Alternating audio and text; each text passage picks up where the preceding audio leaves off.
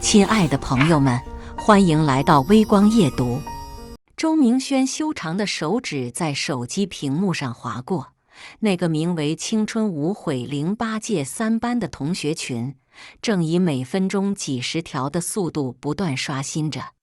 群里热火朝天地讨论着毕业10周年同学会的最终细节，地点定在了市里最顶级的金碧皇朝大酒店，人均费用暂定1000，多退少补。字里行间都透着一股子成年人世界里心照不宣的精明和攀比。他本能地感到一阵生理性的厌烦，随手就要将手机锁屏丢到一边。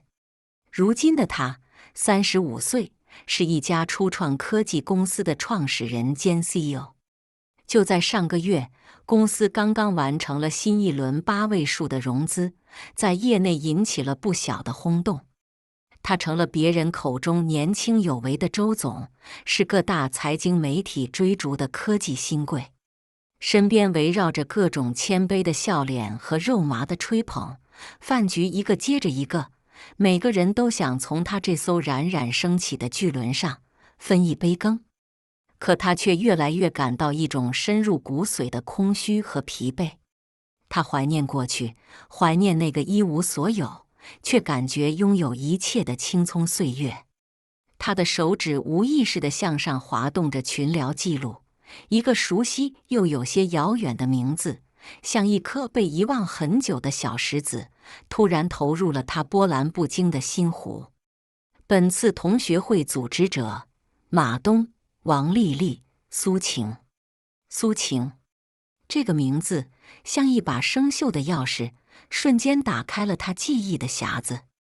他想起10年前，那个总是安安静静地坐在教室最后一排靠窗位置，扎着一个简单的马尾辫，低头认真做题的女孩。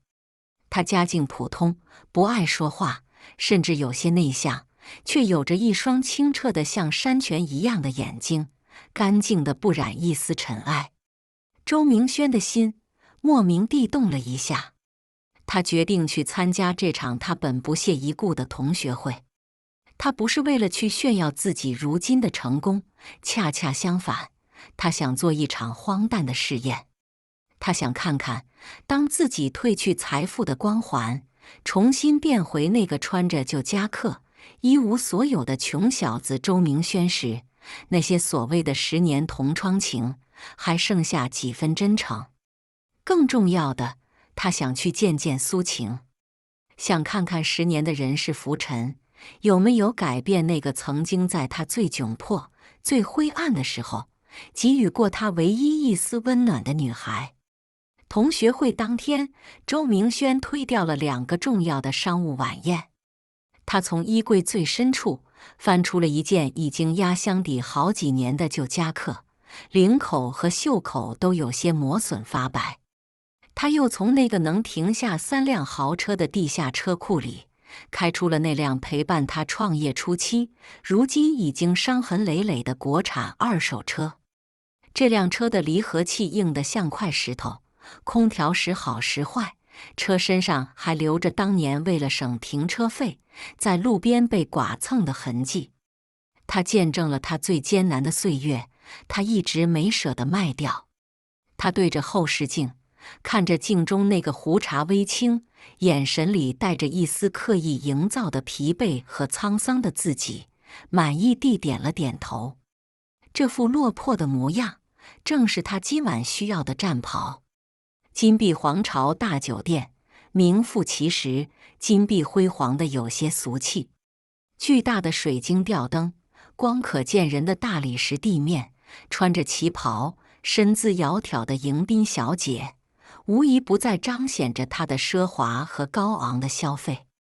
周明轩把那辆破车停在了一众宝马、奔驰、保时捷之间，像一只灰头土脸的土拨鼠，闯进了一群开屏的孔雀之中，引来了保安异样的目光。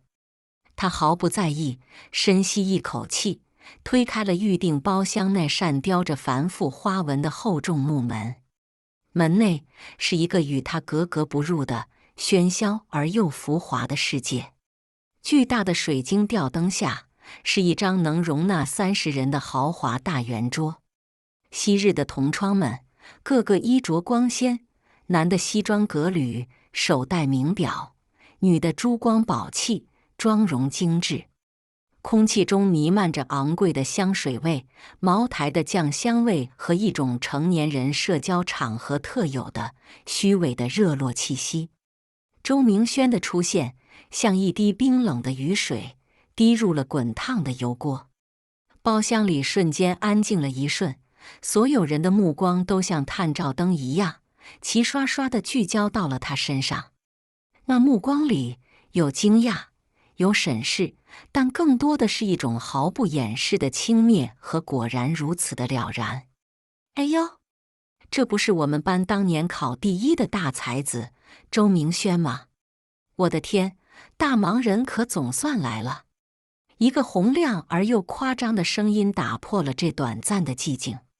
马东，当年的班级小霸王，如今更是人逢喜事精神爽，挺着一个硕大的啤酒肚，满面红光地迎了上来。他穿着一身剪裁考究的阿玛尼西装，手腕上那块明晃晃的劳力士金表，在灯光下几乎要闪瞎人的眼。他热情地一把搂住周明轩的肩膀，像老朋友一样用力地拍了拍，那力道，与其说是亲热，不如说是一种宣示主权的示威。明轩啊，看你这样子，这几年在外面闯荡的不容易吧？瞧这风尘仆仆的，胡子都来不及刮。快进来坐。他的话里充满了关心，但眼神里的那份居高临下的优越感，却像刀子一样，毫不掩饰地切割着周明轩的自尊。周明轩被他半推半就地按着肩膀，安排在了一个远离中心，几乎是角落的位置。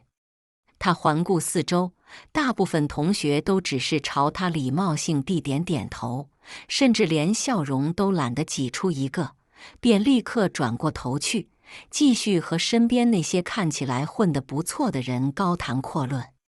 那种刻意的疏远和无视，比直接的恶语相向更让人感到寒冷。酒过三巡，菜过五味，同学会不可避免的变成了以马东为绝对核心的个人凡尔赛秀场。哎，不是我跟兄弟们吹牛啊！马东端着一杯澄澈的茅台，摇摇晃晃地站起身，声音洪亮地说道，生怕包厢里有一个人听不见。我上个月刚把家里的车换了，原来的那辆奥迪A6开着不得劲，动力太肉。一咬牙，换了辆宝马530Li，顶配的，落地也小70万吧。也就那样，一个代步工具而已。他顿了顿，享受着周围人投来的羡慕和奉承的目光，然后话锋一转，仿佛才想起角落里的周明轩。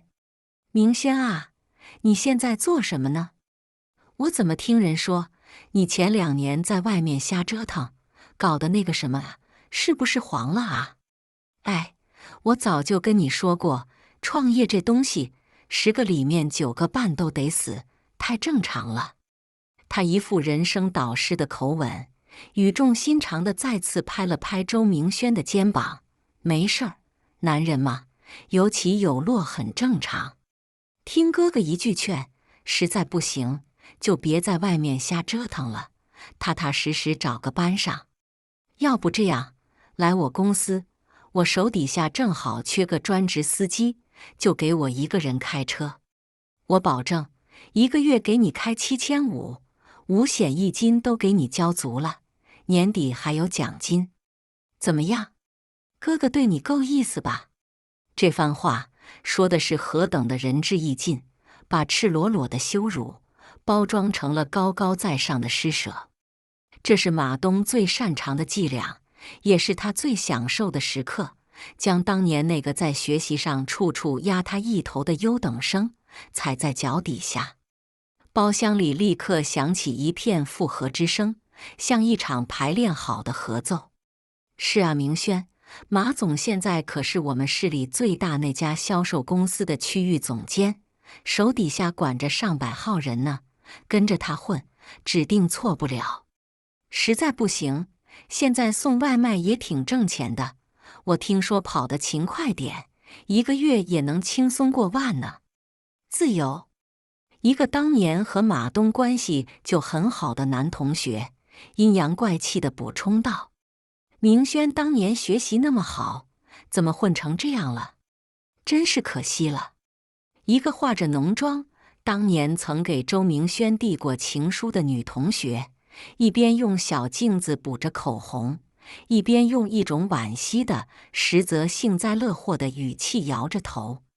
更有甚者，一个带着7、8岁儿子的女同学，当着周明轩的面，指着他对自己的儿子进行现场教学：“儿子，你看到了吗？你一定要好好学习，听妈妈的话，不然长大了就会像你周叔叔一样，连件像样的衣服都穿不起，只能让别人可怜。”一句句话像一把把淬了毒的、生了锈的刀子，毫不留情地扎向周明轩。他成了这场盛宴上那道最美味、最能满足众人虚荣心的下酒菜。周明轩全程没有辩解，也没有争吵，他只是低着头，嘴角挂着一丝若有若无的自嘲的微笑，默默地喝着杯中那寡淡的啤酒。他看着这群曾经熟悉的面孔，如今变得如此陌生而又丑陋，心里感到一阵阵的发冷。他像一个冷静的观众，在看一场极其拙劣的关于人性的舞台剧。在这片喧嚣和嘲讽的海洋里，他的目光一直在寻找。他想找到那个叫苏晴的女孩，他想看看她是否也在这群人之中，是否也用同样的眼神看着自己。可他看遍了整个包厢，都没有发现她的身影。一股巨大的、难以言喻的失落感涌上心头。他觉得自己今天来这一趟，真是错得离谱。这里没有他想要的同学情，也没有他想见的人。他开始盘算着，找个什么借口，提前离场，结束这场闹剧。就在他心灰意冷，准备起身告辞的时候，身边一个一直没怎么说话、长相普通的眼镜女同学，默默地拿起桌上那瓶大瓶雪碧，给他的杯子里倒满了。他凑过来，压低了声音，用只有他们2人能听到的音量说了一句：“周明轩，别理他们，他们就是一群势利眼，你别往心里去。”这句轻声的安慰，像一股微弱却真实的暖流，注入了周明轩那颗早已冰冷的心里。他抬起头，对那个女同学感激地点了点头。虽然只是一句简单的话，却也更凸显了马东那群人的丑恶嘴脸。宴会终于接近尾声，气氛也达到了最高潮。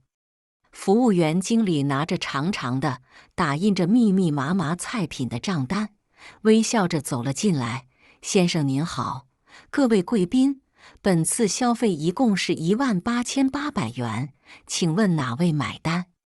马东立刻像一个等待已久的演员，终于等到了自己全剧最闪耀的高光时刻。他啪的一声，将一张金色的银行卡重重地拍在桌上，那声音仿佛一声发令枪。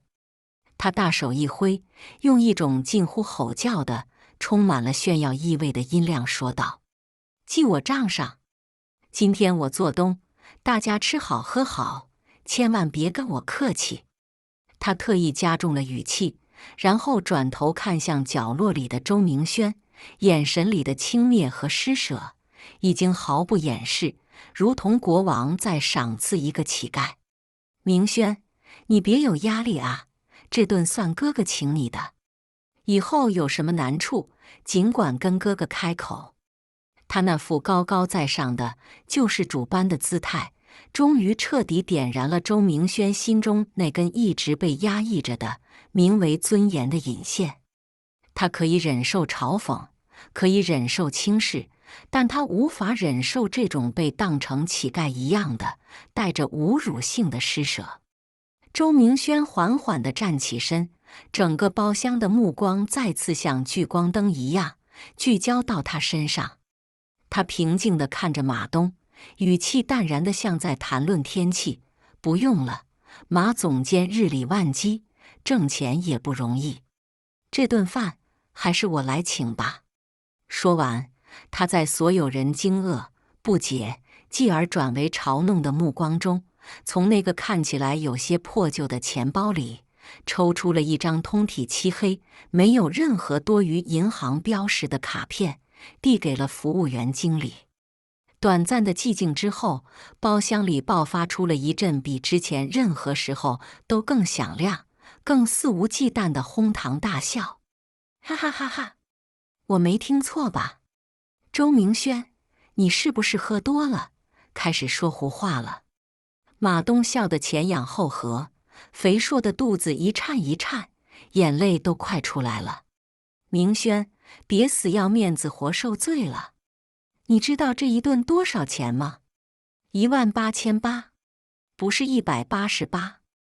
你的卡里有200块钱吗？别等会儿刷卡余额不足，那可就丢人丢到姥姥家了。服务员，你可小心点啊，别把你们的 POS 机给刷爆了。哈哈哈哈！嘲笑声、起哄声像潮水一样涌来，几乎要将周明轩淹没。服务员经理是一位看起来30岁左右、训练有素的男人。他接过周明轩那张黑色的卡片时，手指不经意地顿了一下，眼神里闪过一丝难以察觉的惊讶，但极好的职业素养让他很快恢复了平静的微笑。他礼貌地对周明轩点了点头，然后拿着卡，迈着沉稳的步伐走向了包厢角落的移动 POS 机。整个包厢瞬间安静了下来，所有人都幸灾乐祸地看着周明轩，像在等待一场好戏的开演。马东翘着二郎腿，从口袋里摸出一根名贵的古巴雪茄，让旁人给他点上，然后深吸一口，嘴角挂着一丝残忍而又得意的微笑。他已经准备好了，等服务员回来说余额不足时，他要用最华丽、最刻薄的语言来把周明轩最后的这块遮羞布撕得粉碎。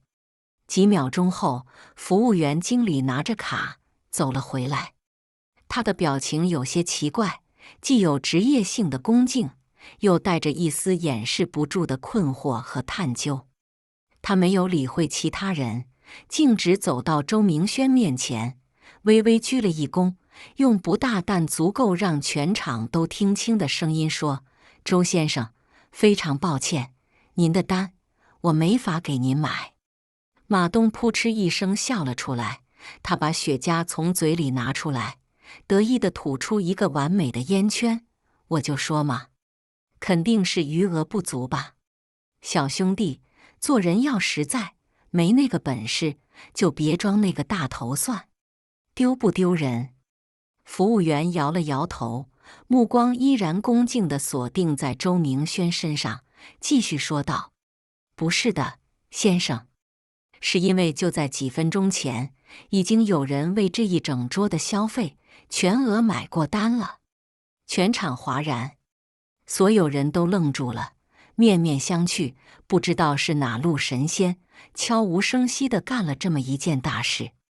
在众人震惊的目光中，服务员将那张黑色的卡片双手奉还给周明轩，然后身体微微前倾，用一种近乎耳语却又恰好能被旁边的马东和几个竖着耳朵的同学听到的音量补充了一句：“另外，周先生，以防万一，我刚才通过我们银行的内部贵宾系统核实了一下您的卡片状态。您这张由我们总行特邀发行的百夫长黑金卡，目前可用的信用额度，我们系统显示是800万人民币。而且非常抱歉，刚才我尝试操作了一下，发现这笔18800的账单，已经有人通过线上支付的方式替您支付过了。包厢里瞬间陷入了死一般的、令人窒息的寂静，空气仿佛凝固了，连中央空调出风口的嗡嗡声都清晰可闻，像是在嘲笑着在座的每一个人。马东脸上的笑容彻底僵住了，他嘴里那根刚刚点燃、还未抽上2口的名贵古巴雪茄，啪嗒一声掉在了昂贵的波斯地毯上，烧出了一个焦黑的小洞，他却浑然不觉。他的嘴巴微微张着，大的几乎能塞下一个鸡蛋，眼神里充满了难以置信的惊骇和恐惧。周围那些刚才还在起哄嘲笑的同学，一个个都像是被施了定身法，表情凝固在脸上，滑稽、荒诞而又可笑。800万，这个数字像一颗看不见的重磅炸弹，在每个人的脑子里轰然炸响，把他们那点可怜的优越感和虚荣心炸得粉碎。周明轩自己也愣住了。他看着手里这张熟悉的、代表着顶级信用的卡片，又看了看面前毕恭毕敬、眼神里甚至带上了一丝崇敬的服务员经理，大脑也陷入了一片空白。800万的额度，这不重要，重要的是谁？是谁？在他被所有人踩在脚底羞辱，在他准备用最直接的方式反击的时候，悄无声息地替他买了这张单。死一般的寂静，像一块厚重的天鹅绒幕布，笼罩着整个包厢。马东脸上的血色褪得干干净净，那张因为酒精和油腻而泛着红光的脸，此刻比墙壁上的石灰还要白。他看着周明轩，眼神里不再是轻蔑和嘲讽，而是深深的恐惧、困惑和一种近乎谄媚的尴尬。他想说点什么来挽回这崩塌的局面，可喉咙里像是被塞了一团滚烫的棉花，一个字都吐不出来。周围的同学更是大气都不敢出，他们看着角落里那个一直沉默不语的周明轩，仿佛在看一个完全陌生的人。刚才那些刻薄的嘲笑和好心的建议，此刻都像一个个无形的、响亮的耳光，火辣辣地扇在他们自己的脸上，让他们无地自容。周明轩从巨大的震惊中回过神来，他没有理会那群已经石化的同学，他现在唯一关心的就是那个在暗中维护了他尊严的神秘人。他立刻追问服务员经理，是谁买的单？能告诉我吗？是男是女？服务员经理脸上露出职业性的歉意微笑，再次微微鞠躬，摇了摇头，非常抱歉，周先生，我们有严格的规定，不能随意透露客户的隐私，这是我们的职业操守。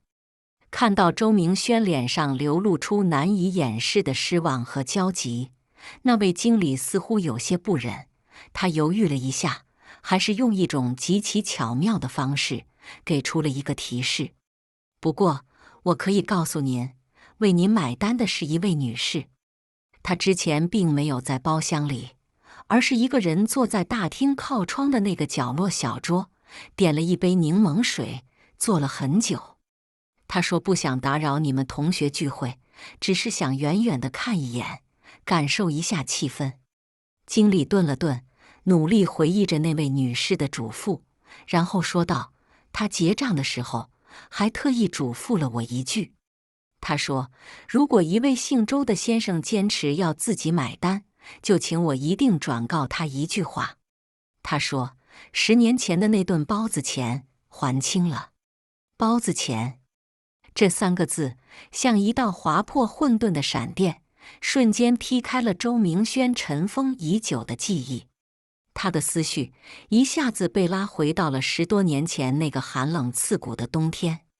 那时的他还是一个从农村考到大城市、贫困而又极度自卑的大学生。有一次，他省吃俭用攒下来的1个月生活费，在拥挤的公交车上被小偷偷走了。那个年代没有移动支付，丢了现金就等于断了粮。他拉不下脸跟家里要钱，因为他知道父母为了供他上学已经掏空了所有。他更不好意思跟同学开口借，那点可怜的自尊心让他无法启齿。于是他硬生生地饿了一整天。到了晚上，他饿得胃里阵阵绞痛，眼前阵阵发黑，只能一个人躲在图书馆最偏僻的角落里，靠着喝免费的开水，试图用书本里的知识来抵御那蚀骨的饥饿。就在他感觉自己快要撑不下去，甚至有些绝望的时候，一个纤细的身影悄悄地走到了他面前。是班里那个总是不爱说话、安安静静，像一株含羞草一样的女孩苏晴。她什么也没说，只是把一个还冒着腾腾热气的塑料袋轻轻地放在了他的桌上，然后就像一只受惊的小鹿，脸颊绯红，转身就跑开了，连一句给你都没来得及说。袋子里是2个热腾腾的白胖胖的大肉包子。在那个寒冷的看不到希望的冬夜，那2个包子不仅仅填饱了他的肚子，更像一束温暖的光，照亮了他那颗因为贫穷和孤独而变得冰冷自卑的心。那是他整个灰暗的学生时代里所感受到的为数不多的最纯粹的善意和温暖。原来是他，原来他来了，原来他一直都在。周明轩的心在这一刻被一种难以言喻的巨大情绪所包裹，酸涩、感动，还有一丝失而复得的狂喜。他感觉自己的眼眶有些发热。他再也顾不上包厢里那群已经面如土色、不知所措的同学，也顾不上马东那张精彩纷呈、悔恨交加的脸。他疯了一样地冲出包厢，冲过金碧辉煌的大堂，冲向酒店的大门。他一边跑，一边在心里祈祷，希望他还没有走远。酒店门口的停车场灯火通明，映照着一排排昂贵的豪车。他焦急地四处张望，像一个丢失了最宝贵东西的孩子。终于，在停车场的一个出口处，他看到了一辆普通的白色大众 Polo， 正打着转向灯，准备汇入城市的车流。驾驶座上那个模糊的侧脸，虽然隔着一层车窗，虽然时隔10年，但他还是一眼就认了出来，是苏晴。苏晴！他大喊了一声，不顾一切地冲了过去，用身体拦在了那辆小小的轿车前。周明轩，你怎么出来了？吓我一跳。他看到他，显得有些不知所措，眼神下意识地躲闪。为什么不进去？为什么一个人坐在外面？为什么要替我买单？周明轩一连串地问道，他的呼吸因为剧烈的奔跑而有些急促，胸口剧烈地起伏着。苏晴被他问得有些不好意思，他低下头，双手不安地在方向盘上搅着，轻声说：我不太习惯那种太喧闹的场合，大家聊的都是车子、房子，我插不上话，就想着在外面坐坐，能看到你们也一样。我看到你来了，也听到他们说的话了。他的声音更低了，像是在为别人的过错而道歉。我觉得很难过，同学之间不应该是这个样子的。我不想让你在那种难堪的气氛里结束这场聚会，所以就自作主张，用我刚发的工资先把单买了。我也不知道够不够，就想着能帮你分担一点是一点。他抬起头，看着周明轩，那双眼睛和10年前一样清澈、真诚，不含一丝杂质。我不知道你现在过得怎么样，我只是觉得不该让你受那份委屈。而且他像是想起了什么，脸上露出一个浅浅的、温暖的微笑。我也不知道你是不是还记得，当年上大学的时候，我的自行车链条掉了好几次，都是你一句话不说就蹲下来帮我修好的。那2个包子，本来就该我请你吃的。原来他还记得，原来那些自己以为早已被时光遗忘的微不足道的小事，他都还记得。看着眼前这个依旧善良、纯粹的女人，她的行为与包厢里那场充满铜臭味和虚伪嘴脸的盛宴，形成了最鲜明、最讽刺的对比。周明轩知道，他找到了，他找到了比那800万额度，比所有商业上的成功都更加珍贵、更加让他心安的东西。他没有去解释自己的身家，也没有去炫耀那张黑金卡。在苏晴这份纯粹的善意面前，任何关于金钱的炫耀都显得无比的俗气和苍白。他只是看着他的眼睛，露出了一个发自内心的、无比轻松的笑容。那笑容洗去了他这些年商场打拼的所有疲惫和伪装。那顿包子是我这辈子吃过最好吃的东西，他认真地说道。明天有空吗？我想正式的回请你一顿饭，不许再抢着买单了。苏晴看着他真诚的眼睛，脸颊微微泛红，然后笑着，像10年前一样，重重地点了点头。夜色中，2个人的影子被路灯拉长，渐渐交织在一起。一个喧嚣而虚伪的夜晚，终于迎来了它最温暖、最真实的结局。而酒店的包厢里，马东和一群同学还僵在原地。有人已经偷偷拿出手机，搜索着周明轩和他公司的名字。当看到那些铺天盖地的关于融资成功和身价暴涨的新闻报道时，每个人的脸上都写满了悔恨、尴尬和无法言说的懊恼。马东更是面如死灰，他瘫坐在椅子上。他知道，他今天失去的不仅仅是面子，更是他这辈子可能都再也无法企及的一个机会和一个本可以真诚相待的朋友。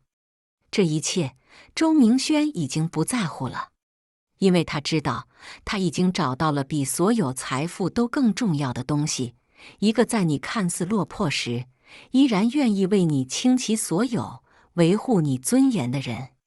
感谢大家的观看，本期故事精彩吗？